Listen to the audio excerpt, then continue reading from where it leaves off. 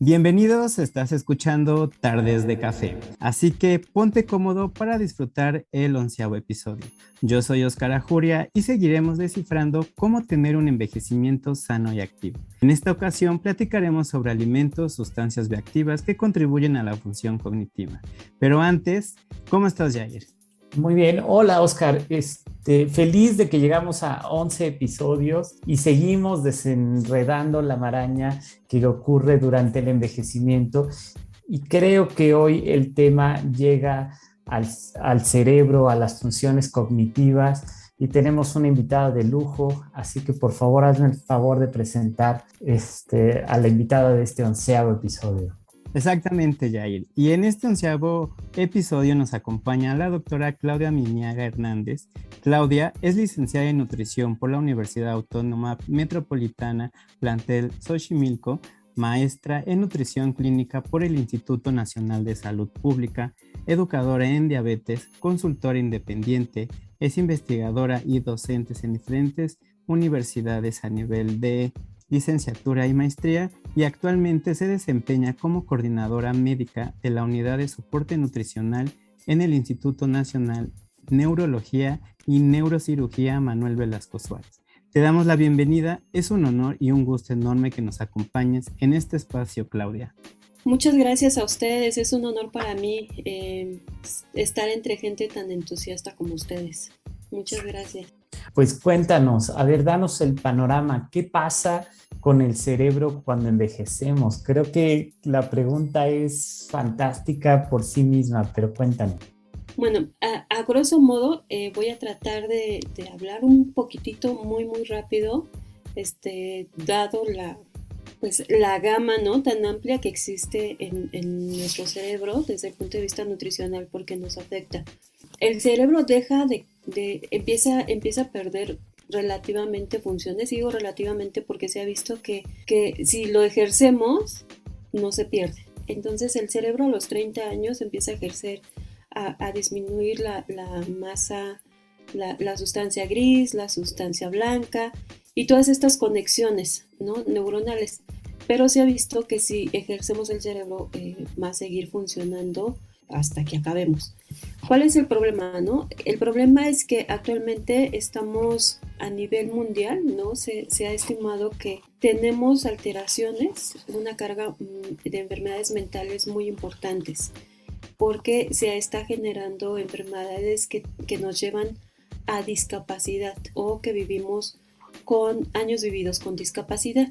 Por ejemplo, las proyecciones son para más o menos 75, 80, 82 años para el 2030, pero si nosotros nos infartamos, si nos da, ¿no?, alguna enfermedad crónica, alguna que se relaciona incluso después con enfermedades demenciales, esto nos lleva justamente a estos años de discapacidad.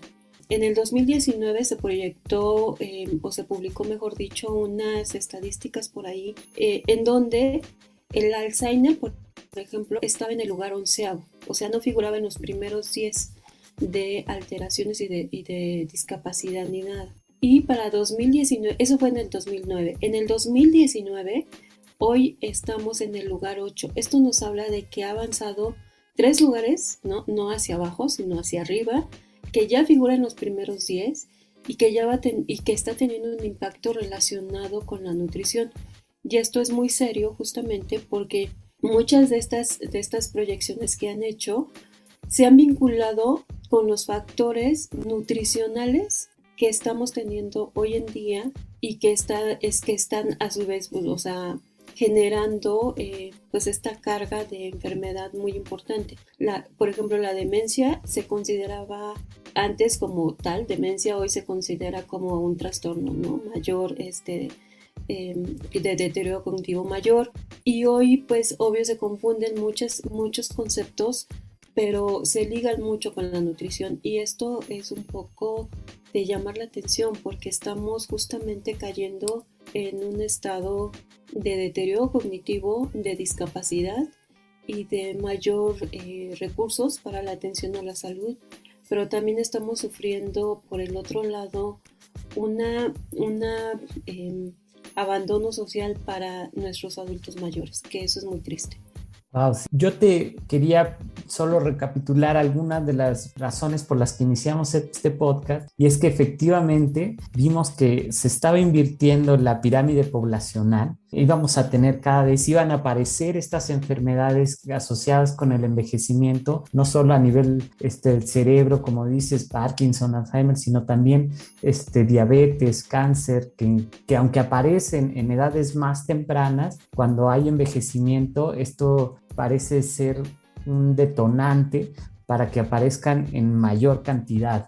Y la otra es que, como justo hemos estado un poco recapitulando en algunas, parece ser que es la dieta la que principalmente podría retrasar. Lo malo es que nos estamos enfrentando a una dieta no adecuada, y ahorita vamos a entrar en los detalles que justo nos vas a dar luz acerca de cuáles serían esos alimentos para ayudar a la función cognitiva. Pero parte del envejecimiento, y es algo como no podemos evitarlo, siempre hablamos en este podcast de un envejecimiento saludable, porque parte de nuestra experiencia justo requiere el paso del tiempo, ¿no? Como tú dices, quizá perdemos neuronas, pero establecemos ciertas relaciones entre otras neuronas o entre las que quedan, que nos permiten decir que tenemos ahora sí una experiencia que solo nos dan los años. Entonces es una de cal por otra de arena en esa relación entre el estado saludable, joven, que es con el que se entiende, y el estado de senectud, pero también como de sabiduría, ¿no es cierto? Así es, sí, sin duda. Hay muchos estudios, por ejemplo, que a mí me han llamado la atención donde se menciona, mientras mejor leídos estemos, mientras mejor nivel de conocimientos tengamos, menos nos va a afectar. Y esto es justamente porque nuestro cerebro está ejercitándose mentalmente. Esa es la neuroplasticidad, que le llamaríamos un poco, y no solamente es ejercitar con lectura, ¿no? Es con visión, con sabores, con ambiente, y creo que eso también al final del día es lo que nos llena para poder nutrir ese cerebro. Qué maravilla es como esta cuestión, ¿no? Del cerebro, y que incluso anteriormente no se hablaba de esta relación con dieta, con el cerebro, que realmente ahorita es influenciado que al comer bien, de alimentos de calidad y menos ultraprocesados, puede afectar incluso pues estas cuestiones cognitivas. Sí, algo que es muy interesante dentro de esta parte, por ejemplo, también se ha vinculado que muchos de los trastornos mentales, ¿no?, en los adultos mayores se genera justamente con estas combinaciones de pensamiento, de percepciones, ¿no?, de emociones, de comportamientos y de relación con los demás. No vamos lejos, justamente vamos en este año, ¿no? Por lo que pasamos a nivel pandémico, se han incrementado los estados depresivos, los estados de ansiedad, los trastornos de sueño, el consumo de ciertos tipos de alimentos.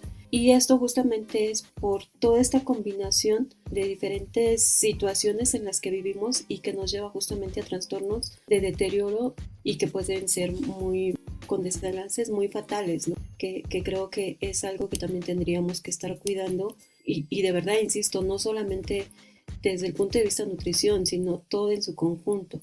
Tenemos muchas sustancias, un poquito entrando ya más a profundidad desde el punto de vista nutricio neurológico, que en los alimentos existen, que hoy se han descubierto, por ejemplo, las fuentes de serotonina, las fuentes de dopamina, de GABA, que son fuentes importantes de neurotransmisores y que nos van a ayudar a tener un poco mejor de empatía, de felicidad, ¿no?, entre comillas, pero también nos van a ayudar a conciliar el sueño, o nos van a ayudar a estimular ciertos comportamientos, y que esto se ha vinculado mucho con el consumo, por ejemplo, de alimentos que hoy cada vez consumimos menos, como son frutas y verduras.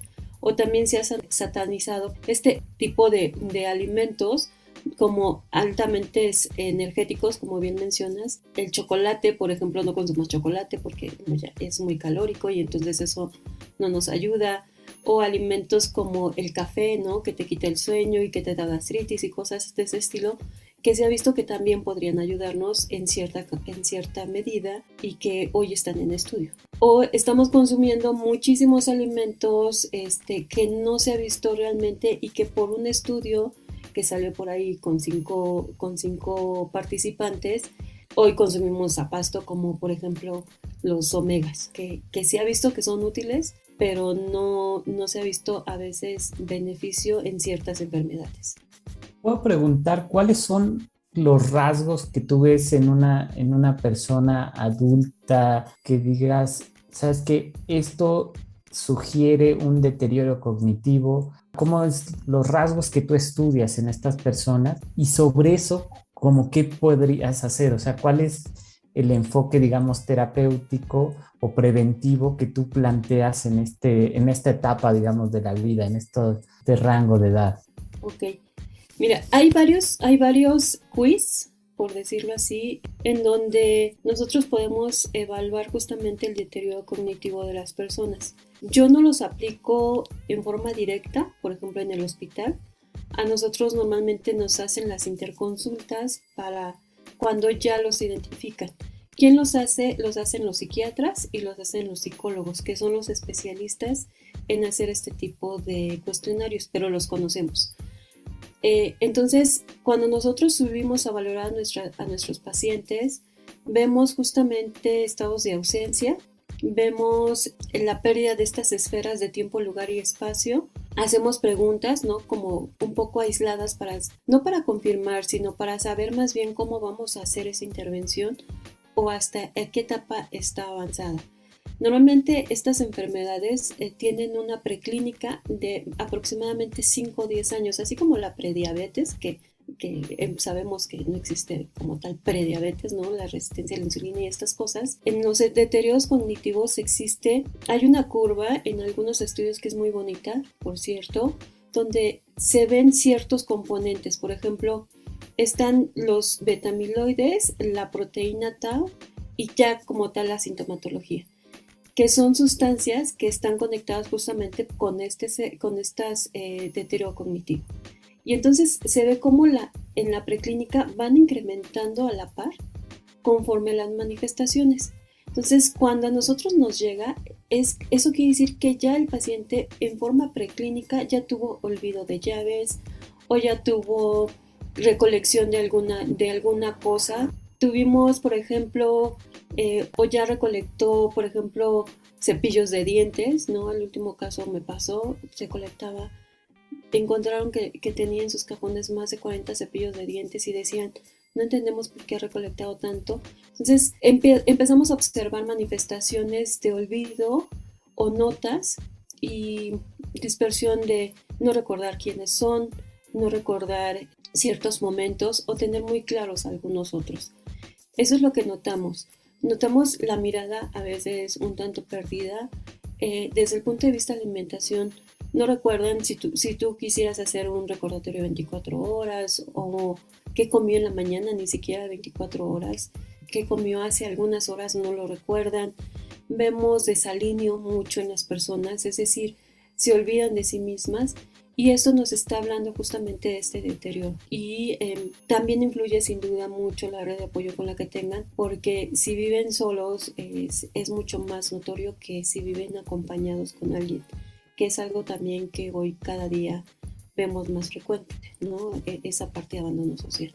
Son como que rasgos muy característicos y sin duda desde el punto de vista, si yo hiciera una ABCD o una evaluación a detalle, vemos pérdida de peso, vemos mucha pérdida de masa muscular, sin duda, deshidrataciones muy marcadas o incluso a la parte de la exploración vemos ya deficiencias muy marcadas, por ejemplo, de algunos componentes como son zinc, ¿no? Por esa deficiencia proteica. Observamos tegumentos muy, muy deshidratados. ¿Qué otra cosa? Deficiencias de ácidos grasos, pérdida de cabello a mechones, por ejemplo, uñas que nos están diciendo que ya tienen también esa deficiencia. Son cosas que nos dicen justamente el estado de deterioro que presenta el paciente o de desnutrición incluso que llegan a presentar muchos de ellos. El podcast anterior hablábamos justo del impacto que puede tener la pérdida en la masa muscular y un experto en esto nos explicaba que a estos pacientes hay que tratarlos como si realmente estuvieran en recuperación, hay que darles dosis altas de proteína porque la pérdida o el metabolismo que tienen hace que empiecen como justo una de las características es enjutar, pero él habla que aunque está asociado al envejecimiento y es ahí un decaimiento progresivo, se puede un poco con estas dietas, digamos, entendiendo exactamente, como dices, cuál es la deficiencia, se puede ir revirtiendo ese efecto, ¿no es cierto? Y aquí también decía que al final en estos pacientes el identificar esas deficiencias y poder atenderlas en tiempo como la pérdida en la masa o como dices deficiencias en el zinc, atenderlas a tiempo puede revertir o por lo menos desacelerar este decaimiento progresivo. Puede ayudar a frenar, puede ayudar a revertir siempre y cuando se identifique en etapas tempranas. La realidad es que si un paciente ya se identifica en etapas avanzadas, tanto de desnutrición como de deterioro cognitivo, es mucho más difícil de revertir. A veces podemos caer, y aquí entramos en un dilema ético y de valores un poco, porque podemos caer en el encarnacimiento terapéutico. El paciente, si tiene una etapa temprana de demencia o de deterioro cognitivo leve, como hoy se llama, el paciente puede revertir y podemos recuperarlo y podemos frenarlo. Tal vez no va a revertir al 100%, pero podríamos recuperar algo. Si ya está en un estado de severidad, donde el paciente ya no coma, ya no degluta, ya no recuerde ni siquiera cómo degluté, ya no es posible. Normalmente se colocan sondas, se colocan vías de alimentación artificial, gastros, etc. O a veces incluso se valora si realmente vale la pena o ya nada más se hace lo que se llama alimentación de confort, que coma lo que pueda, lo que quiera y hasta donde sea posible. Y se trata justamente de darle más calidad al paciente, ya no se trata de recuperar más allá y dar como tal calidad de vida, que eso es muy válido y para eso nos sirven mucho el conocer estas partes de voluntad anticipada y de dejar bien claro, ¿no? ¿Qué es lo que quieres en ese tiempo si llegas a pasarlo, cuando tenemos conciencia? Que ese es otro tema, pero bueno. Bueno, creo que me parece muy interesante esta cuestión que nos comentas, Claudia, y me surgió una duda hablando en esta presencia de demencia o episodios de pues, ciertas cuestiones que serían psicológicas, psiquiátricas. Si, por ejemplo, si vamos teniendo enfermedades crónicas degenerativas, ¿puede haber un deterioro más rápido? O sea, por ejemplo, entre mayores hipertensión, si tengo hipertensión y luego diabetes, ¿va aumentando esta disminución de la función cognitiva? Sí, sin duda. Existen nuevos términos hoy. Hay algunas publicaciones en donde se ha visto que todas estas, por ejemplo, las personas con obesidad, con diabetes, con dislipidemias, con hiperlipidemias, pueden seguir una línea directa. Todas esas enfermedades crónico-degenerativas, la siguiente línea sería que empiezan a presentar disminución leve del estado cognitivo. Y eso sí está escrito y está muy demostrado. ¿Qué tan rápido se den todas estas evoluciones de la enfermedad? Falta estudiar esa parte. Pero también se ha encontrado que de la obesidad se puede brincar, porque sabemos, ¿no?, que hay muchas enfermedades que no se desarrollan teniendo obesidad. Entonces, a partir de la obesidad se brinca al deterioro cognitivo. Y esto, sin duda, hablamos de neuroinflamación. Y justamente el deterioro cognitivo es una enfermedad como tal demencial, por decirlo así, o es sinónimo. Y entonces, una obesidad solamente o un incremento del tejido adiposo como tal puede llevarnos a un deterioro cognitivo por default, y eso es crítico. No, creo que has hecho una muy buena integración de muchos de los temas que hemos hablado aquí en el podcast y que además nos da esa idea clara de lo que es el fenómeno del envejecimiento en las personas. O sea, al final estamos con ciertas funciones de memoria que hacen que en general el día a día sea angustiante, sea todo un reto, porque al final hay una canción de Joaquín Sabina de Leningrado que decía envejecer con dignidad. Ese es el reto. Y creo que nos vas a dar algunos tips ahora sí, ya que vimos que hay un link perfecto entre las enfermedades y especialmente asociadas a la dieta, que vamos a poder rescatar de este podcast. Cuéntanos, Claudia. ¿Qué impacto tiene la dieta para esto? Bueno, les voy a dar, como dicen, los tips así como de las revistas de contestación rápida, ¿no? De Sí. chismógrafo, casi. Bueno, la dieta y el estilo de vida son normalmente factores claves para retrasar o para detener el estrés oxidativo y para detener los trastornos principalmente cerebrales relacionados con la edad. Estos van en conjunto, o sea, dieta y estilo de vida, no existen por separado, que son muy importantes que los tengamos claros. Y dentro del primero es el sueño. Si bien no es un alimento para nuestro organismo como tal, es un alimento para el cerebro. Si nosotros no dormimos por lo menos 6 horas, se ha visto que podemos incrementar estos famosos beta-amiloides y que son al final del día las sustancias que van a destruir un poquito, poco a poco, esa función cognitiva. Entonces, uno de los componentes más importantes es el sueño. Existen algunos otros componentes como son antioxidantes, como son alcohol, aunque parezca extraño, cierto tipo de alcohol, el café y algún tipo de dietas que son muy importantes, como la dieta mediterránea, que creo que ya por ahí han hablado un poco de ella en algunos otros capítulos. Pero, por ejemplo, los ácidos, empezaré por los antioxidantes. Los antioxidantes son los más importantes en nuestro consumo diario y tenemos ahí un problema serio, por ejemplo, de falta de consumo de frutas y verduras. Entonces, si no consumimos frutas y verduras, la mejor fuente de estas sustancias de neurotransmisores que les mencionaba, serotonina, dopamina, etcétera, son frutas y verduras. Entonces, si no las consumimos, pues no vamos a tener esa fuente y eso nos puede llevar a ese deterioro. Aunado no solo a las sustancias de neurotransmisores, sino también a las sustancias antioxidantes que nos proveen. Hablábamos de neuroinflamación cuando tenemos un estado de obesidad. Entonces, la forma de revertirlo es la neuroplasticidad, la neurofuncionalidad. Y estas sustancias de antioxidantes nos pueden ayudar. ¿Qué tipo de frutas y verduras? Las que quieran y las que puedan comer o las que tengan a la mano, ¿no? Mínimo 3 al día. O sea, eso no cambia.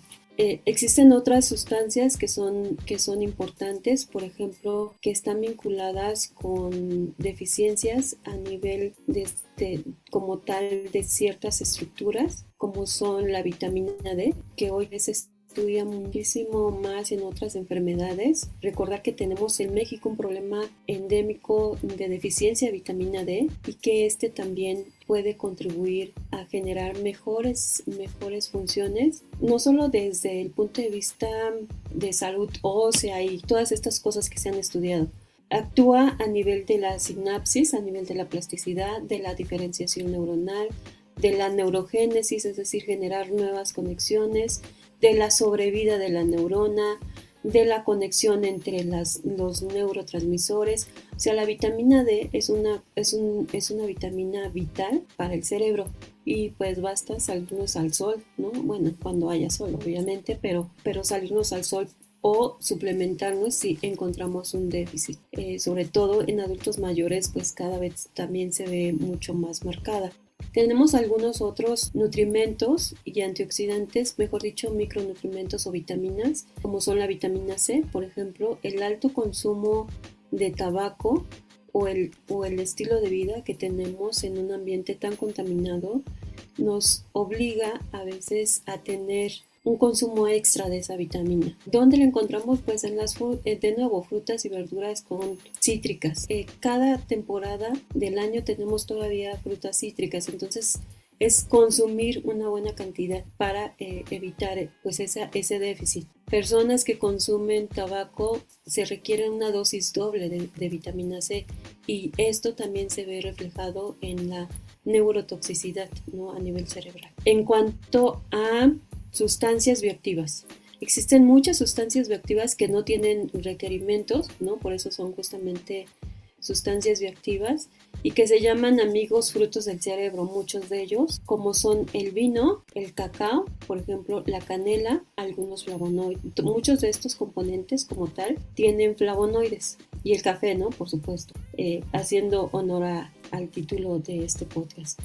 Estas sustancias tienen polifenoles que son muy, muy importantes. Muchos son flavonoides, isoflavonoides, angiotensina, etcétera, que están contenidos de nuevo en las frutas, principalmente en los cítricos y en los frutos rojos. Algunos otros están contenidos en el vino tinto. Se dice que mientras más taninos tenga ese vino tinto, mayor cantidad tiene, ¿no? Por ejemplo, un Shiraz podría ser un buen ejemplo de una cantidad adecuada de taninos.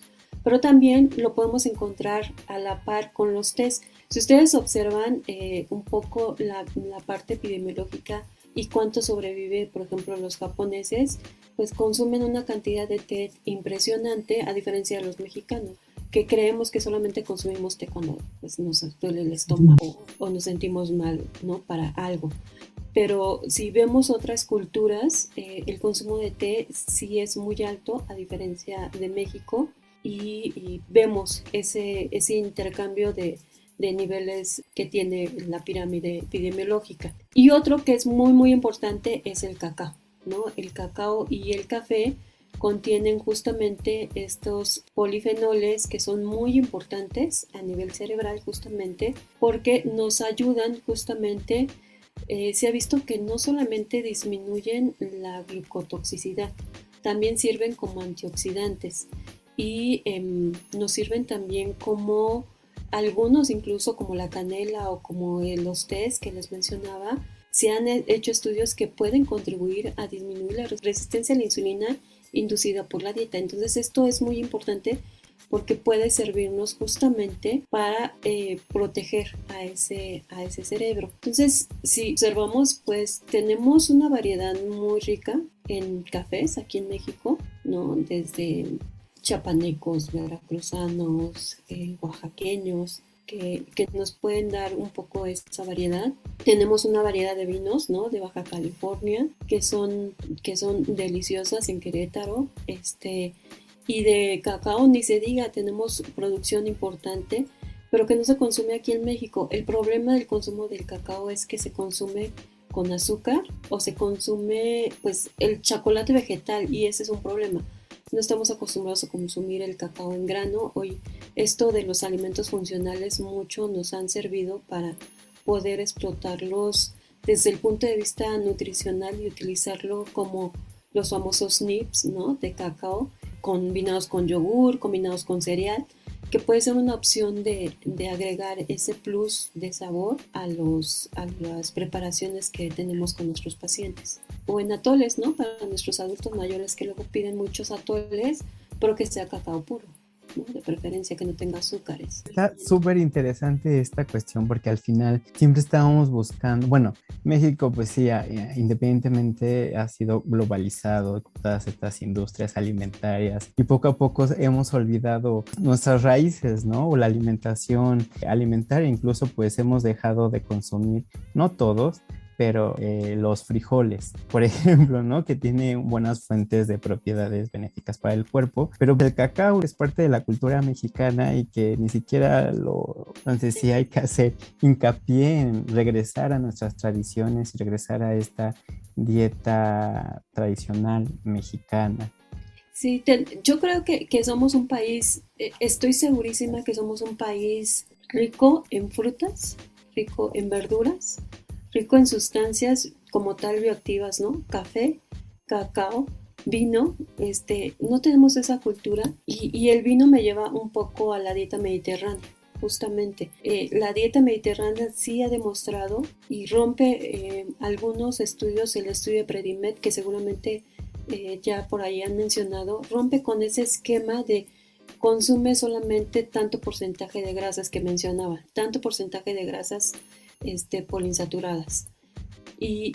Rompe ese pues, paradigma o ese rubro que tenemos a veces en la cabeza los nutriólogos de porcentajes. Nosotros al final del día, el humano no es un porcentaje distribuido, el humano es un contexto, ¿no? Como tal, es el ambiente, es de nuevo cómo vivimos, cómo nos relacionamos con esos alimentos. Y al final, si no le damos a nuestros adultos mayores esos alimentos, se pierde. Solo quisiera mencionar muy rápido, por ejemplo, los casos que nos han llegado. Nuestros pacientes tenemos en México un problema serio. Les damos, pues consuma cierto tipo de dieta y lo primero que nos piden nuestros adultos mayores son atoles, por ejemplo. Y lo que le decimos, pues, no puede comer atole, ¿no? Entonces, al contrario, tómese su atole, pero que sea de cacao puro, de maíz entero, sin azúcares, póngale fruta natural. Y lo que hemos encontrado y hemos descubierto son nuevas formas de preparación y de reinvertir esta dieta tradicional justamente sin ser tan industrializada, y rescatando un poco los alimentos locales también, ¿no? Que eso creo que se ha perdido. Muy bien, pues nos queda tema como siempre, pero no me voy sin antes integrar esto que nos dijiste, porque además nos has permitido ir revisando varios de los podcasts, como decíamos, la dieta mediterránea, hablamos de la dieta de Okinawa y de los japoneses, hablamos de la pérdida muscular y ahorita decimos, ¿saben qué? Todo tiene que ver con el cerebro, con el músculo, el corazón, etcétera, lo que comemos. Y nos das una invitación padrísima a la vejez de decir, ¿sabes qué? El contexto en el cual nuestros adultos mayores están aislados es un contexto absurdo en el cual se les puede invitar a tomar una copa de vino, una taza de café, un chocolate hecho de cacao de veras y con eso reactivar no solo estas sustancias, retrasar estos marcadores de los que nos platicaste, las beta-amiloides, todos estos, ¿no? que están esperando ahí causar daño, pero que justo una buena plática, una buena tarde de café nos podría ayudar a un envejecimiento saludable. Te agradecemos mucho y bueno, muchísimas gracias por este podcast. No sé, Oscar. Quedan muchos temas, no sé, sí, por descubrir y por supuesto, antes de irnos, Claudia, me gustaría que nos dieras un punto importante o dos o tres para reflexionar sobre este tema tan interesante que podría contribuir a un envejecimiento saludable y activo. Me la ponen complicada porque yo integraría como tal todos los entornos, ¿no? O sea, de nuevo insisto, si tú tienes un buen alimento, pero si no tienes con quién compartir ese buen alimento, se vuelve incompleto. Yo rescataría el duerme en esta época, el convive y el disfruta la comida en conjunto con quien se te antoje y en la forma en como quieras. Romper esos estereotipos de solo puedes consumir ciertos tipos de alimentos. Me iría más a la alimentación natural, a la alimentación tradicional, a rescatar muchos de estos alimentos, como bien lo dijo Yair, de comer esos alimentos locales, salvar un poco el planeta, ¿no? Ya no los estamos acabando, y rescatar esos alimentos que están olvidados y que nos pueden ayudar a tener un envejecimiento más saludable, ¿no? Yo me quedaría con eso.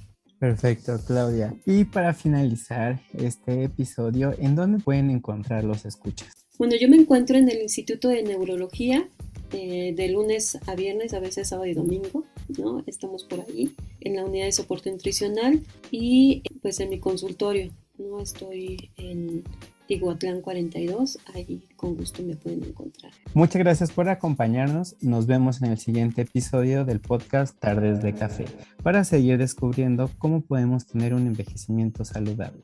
Recuerda seguirnos en nuestras redes sociales y si te gustó, comparte.